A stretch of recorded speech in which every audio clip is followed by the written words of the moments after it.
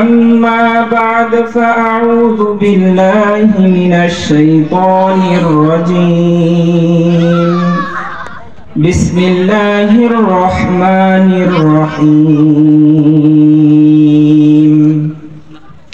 إنما المؤمنون الذين إذا ذكر الله وجلت قلوبهم وإذا تليت عليهم آياته زادتهم إيمانا صدقت يا ربنا اللهم صل على محمد وعلى آل محمد كما صليت على إبراهيم وعلى آل إبراهيم إنك حميد مجيد اللهم بارك على محمد وعلى آل محمد كما باركت على إبراهيم وعلى آل إبراهيم إنك حميد مجيد الحمد لله সমস্ত প্রশংসা ওই মহান রব আল্লাহ সুবহানাহু ওয়া তাআলার দরবারে যে রব্বুল ইজ্জত ওয়াল জালাল আমাদেরকে আসরের নামাজের পর একটা দিনে মজমায় বসার তৌফিক দান করেছেন।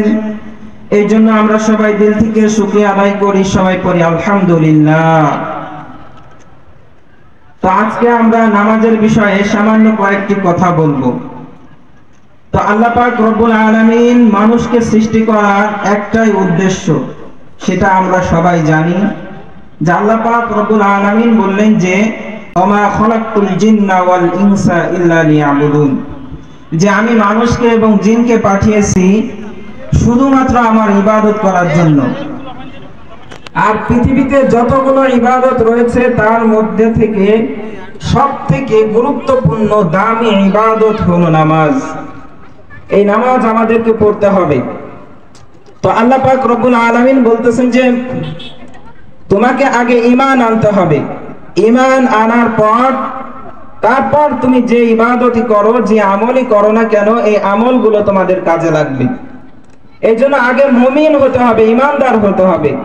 আল্লাহ পাক রব্বুল আলামিন সূরা আনফালের মধ্যে এই কথাই বলতেছেন যে ইন্নামাল মুমিনুনা আল্লাযীনা ইযা যুকিরাল্লাহ, বলতেছেন ইন্নামাল মুমিন, মুমিন তো তারাই ইযা যুকিরাল্লাহ, যখন আল্লাহ তাআলার নামের জিকির তাদের সামনে উচ্চারিত হয়, যখন তারা আল্লাহর নামের জিকির শ্রবণ করে, অজিলাত কুলুবুহুম, তখন তাদের অন্তরাত্মা কেঁপে ওঠে। ওয়া ইযা তুলিয়াত আলাইহিম আয়াত, যখন তাদের সামনে আয়াত দিয়ে কিছু বলা হয়, আয়াতের কথা বলা হয়, কোরআন তেলাওয়াত করা হয়, যাদাতুহুম ঈমানা, তখন তাদের ঈমানটা বেড়ে যায়। তো দেখেন এই একই কোরআন যখন আল্লাহ রাসূল সাল্লাল্লাহু আলাইহি ওয়াসাল্লাম হযরত আবু বকর উমরের সামনে তেলাওয়াত করেছিলেন, তাদের ঈমান কিন্তু বেড়ে গিয়েছিলেন। আবার এই একই কোরআন যখন আবু জেহেল, উতবা, সাইবা শুনেছে, তাদের ঈমান বাড়ে নাই, বরং তাদের শয়তানি আরো বাড়ছে, তাই না? এই জন্য একই কোরআন যদি কেউ কোরআন শুনে, আল্লাহকে রাজি খুশি পাওয়ার মতো মন নিয়ে শোনে, তাহলে দেখা যায় সে কোরআন তো পাবেই পাবে, আল্লাহ তাআলাকেও পেয়ে যাবে। আর যদি কারো এই মন না থাকে, তার অবস্থা আবু জেহেল, উতবা, সাইবাদের মতো হবে। এজন্য বলতেছেন যে যাদাতুহুম ঈমানা, যখনই কোরআনের কথা শুনবে তাদের ঈমানটা বেড়ে যাবে। ওয়া আলা রাব্বিহিম ইয়াতাওয়াক্কালুন, আর এরপর থেকে একমাত্র তাওয়াক্কুল হবে আল্লাহর প্রতি, একমাত্র তাওয়াক্কুল এরপর থেকে হবে আল্লাহর প্রতি। শুধু তাই নয়, আল্লাযীনা ইউকিমুনাস সালাহ, এরপর মুমিন ব্যক্তির প্রথম নম্বর যে গুণ বললেন আল্লাযীনা ইউকিমুনাস সালাহ, যে তারা নামাজ কায়েম করবে, তারা নামাজ কায়েম করবে।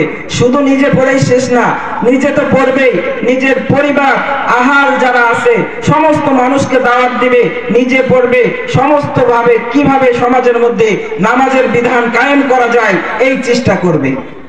এটাই হলো মুমিনের প্রথম নাম্বার গুণ, যে আল্লাযীনা ইউকিমুনাস সালাহ ওয়া মিম্মা রাযাকনাহুম ইউনফিকুন, এবং তাদের যা রিজিক দেওয়া হয়েছে এই রিজিক থেকে ব্যয় করবে।